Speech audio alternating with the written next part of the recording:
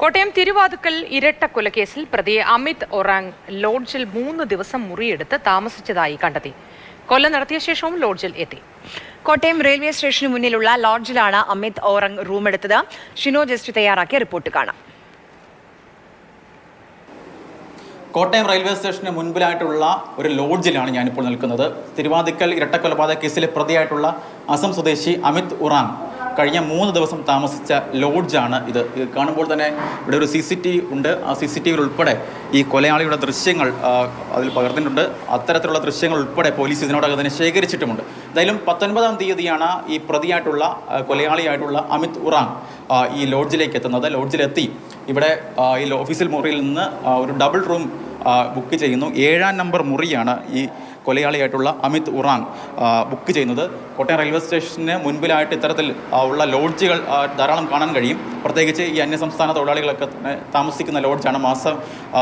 മാസവേതനയും അതുപോലെ മാസവേതനവും ദിവസത്തിനൊക്കെ മുറികൾ നൽകുന്ന ഒരു ലോഡ്ജ് കൂടിയാണ്. അങ്ങനെയുള്ള ഒരു ലോഡ്ജ്, അതായത് ഈ 7-ാം നമ്പർ മുറിയിലാണ് ഈ കൊലയാളിയായിട്ടുള്ള അമിത് ഒറാങ് കഴിഞ്ഞ 3 ദിവസം താമസിച്ചത്. 19-ാം തീയതി വന്ന് റൂം എടുക്കുന്നു. തുടർന്ന് ഈ കൊല നടത്തി, അതായത് കഴിഞ്ഞ ദിവസം രാത്രി ഈ ഒരു 10 മണി കഴിയാവുന്ന സമയത്ത് ഈ ലോഡ്ജിൽ നിന്ന് പുറത്തേക്ക് പോകുന്നു.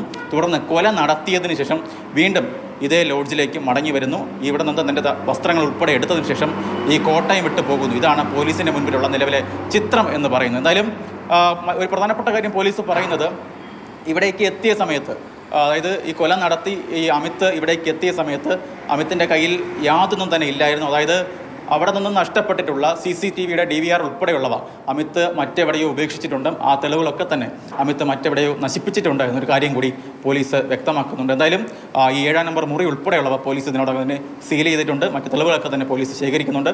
വളരെ പെട്ടെന്ന് തന്നെ പ്രതിയെ പിടികൂടാനാകുമെന്ന ആത്മവിശ്വാസത്തിലാണ് പോലീസ് ഉള്ളത്. കോട്ടയത്ത് നിന്ന് ജോബിൻ തേക്കടിക്കൊപ്പം ഷിനോ ജസ്റ്റി, മാതൃഭൂമി ന്യൂസ്.